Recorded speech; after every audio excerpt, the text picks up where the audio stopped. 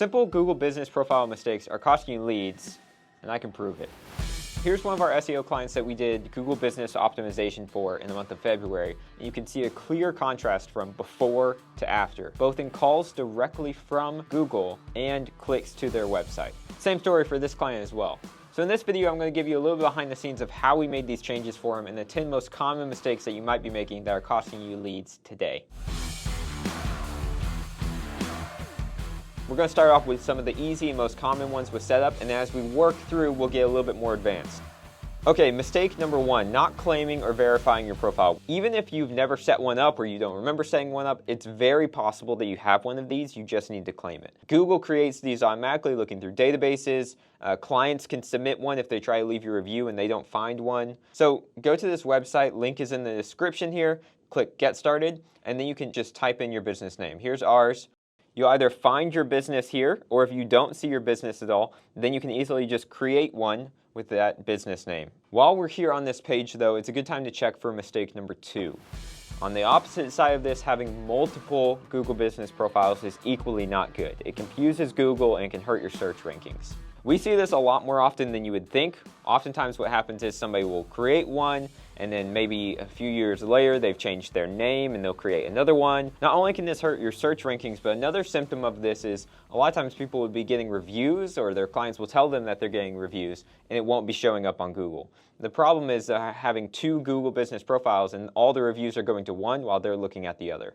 So if you think that's you, go on here, search your new business name and search your old business name. You can also open an incognito window and go through and search your business here as well. Look up your current business name, past business names, anything like that to make sure you don't have multiple accounts floating around there. Now, if you happen to find multiples, well, first of all, congrats. That's probably a big problem that you're facing that you didn't know. First thing is, don't ever just delete one of them. You can go through and merge them. Again, in the description of this video as well, here's the link. Google walks you through exactly how you can mark these as duplicates and merge them. Even if the companies have different names by this point, you just need to be able to show that you have ownership of both of them and show that there's been a name change in your company. Mistake number 3, inconsistent N.A.P.s. So as everybody knows, inconsistent N.A.P.s are never good, but especially when it applies to your Google business profile. That's name, address, and phone number. One of the things you're going through as you're cleaning up your Google business profile is you need to make sure that your name, address, and phone number match all across Google. That means on your website, any social profiles you have, any accounts you have with the Better Business Bureau, things like that. Google goes through and checks those resources to see if your business is legit. So if you're not positive on this, take 10 minutes and run through and check them all. It's worth checking because it might be costing you leads. Mistake number 4, choosing the wrong primary category. So your primary category on Google will be right here. Under this grassroots Google business profile, we can see that Google classifies them as a pond contractor in Wayne County, Michigan. So pond contractor would be their primary category. This is so important because it shows both Google and people exactly what you are and what you offer. The common problem that we'll see with this is people have either too vague or an inaccurate picture of their services on here, and it's leading Google in the wrong direction when they're thinking about your company. So this is a simple fix when you're managing your profile. You can go in and change your primary category directly. One of the things we do see more often though is that somebody will set their primary category and then Google will automatically switch it to something else. Now this is similar to the name, address, phone number situation where Google is smart enough to go through, they want to make sure they're giving the most accurate information, and so they'll read your website copy, they'll go through your different business listings and see, is the primary category that's currently listed, does it look accurate? They're trying to help, but what happens a lot of times is if you have an outdated website, if you have outdated business listings, Google reads that and says, well, you're not home remodel. It seems like all you ever do is bathrooms. So let's go ahead and fix that for you. So if you've gone through, changed the primary category, and you're noticing Google is changing it back, then what I'd recommend is going in, checking out your website, social listings, things like that, and changing all of that to match the verbiage that you want on your profile. Google's trying to help you. They're trying to help, but they just don't understand how to help all the time.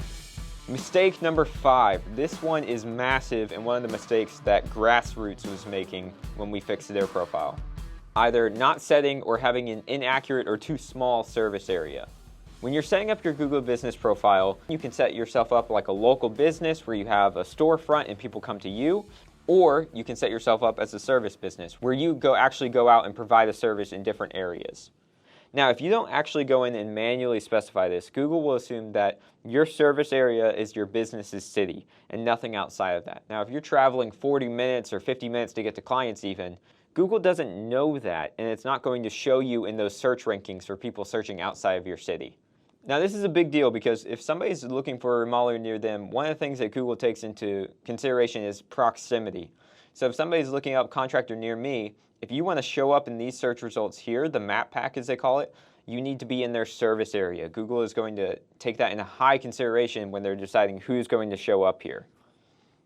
So for the grassroots example from earlier, they were showing up in 5 service areas, and you have the capacity to show up in 20.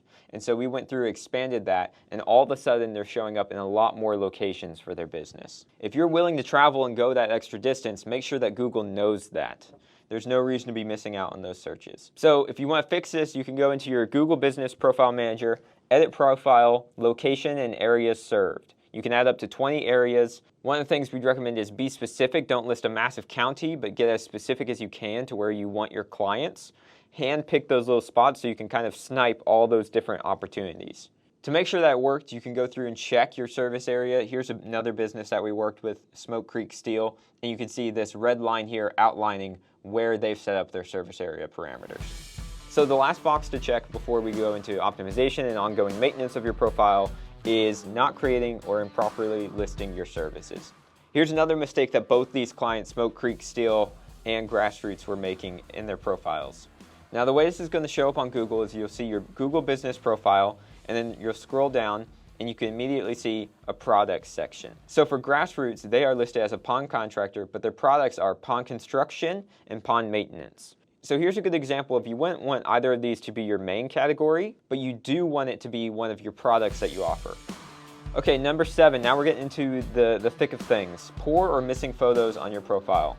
This one is massive because it's both a Google thing and a people thing, but it's something that contractors often forget about because they aren't thinking about their Google business profile.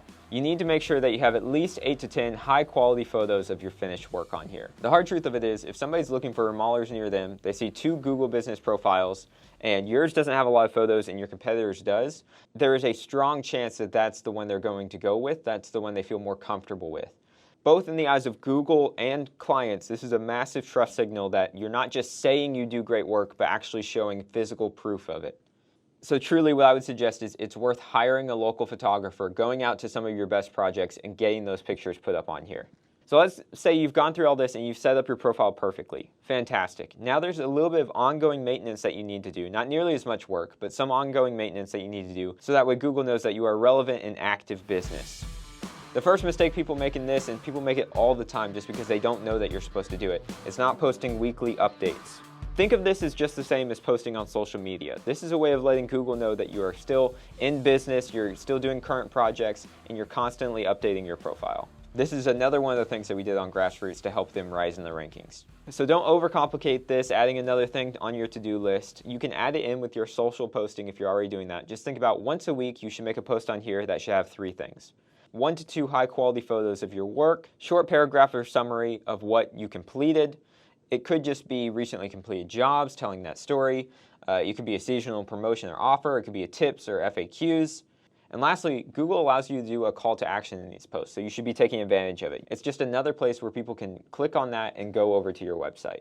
To get the maximum use, once a week is the best cadence for this. That's about how long that Google sees the shelf life on these posts to make sure that it's still relevant. After that, it starts to categorize it as an old post. So once a week, just pick a day a week and make a post on here. All right, mistake number 9, not updating your business hours. So understanding that Google prioritizes businesses that are technically open, one of the things that you can do is expand your business hours. If you're actually open to answering your phone a few hours before or a few hours after work, you can do what we do with Smoke Creek Steel, and their hours are now 7 a.m. to 7 p.m. They now have 2 hours on either end of each business day that they're open that most companies aren't. So 7 to 9 and 5 to 7. So these are hours where people are more likely to be at home and searching for how to make these improvements in their home. So that's something you can do in the setup, but as an ongoing basis, another thing that will happen is Google will occasionally give you reminders for setting up special hours on holidays, When the big holiday is coming up, just make sure to remember to go into your profile and either confirm the hours. Google will often already be prompting you to say, hey, we know New Year's is on Monday. Are you still open or are you coming in later? You can go in and then tell it. This can also increase your visibility and trust with Google on those holidays. Lastly, mistake number 10 is not tracking all of this information. You've put in all the effort to make this a good lead source for you, not just a visibility tactic, but an actual lead source. Now what you need to go through is make sure that you're actually tracking these so you can have visibility on is it working or not. It's not just your best guess, but you'll be able to make yourself a nice little graph like the ones I showed you at the beginning of this video. So the easiest way to do this is if you have a web person on your team or a marketing company that you work with, ask them to add a UTM tracking link to your Google business profile. This basically just kind of tags somebody that comes from Google and puts that information in a database so then you can go back through and track how many people actually clicked that button and came through to your website. Now if you're DIYing it, you can use this free link builder that I'm going to be putting in the description of the video, and you can copy and paste the finished link into your Google business profile dashboard under website. So big shout out to Stephanie on the team. She was actually the person that went in and made those changes on those accounts. Here's a podcast we made with her going into a much deeper dive on all of this if you want some more information. Otherwise, I will catch you all on the next one. See ya.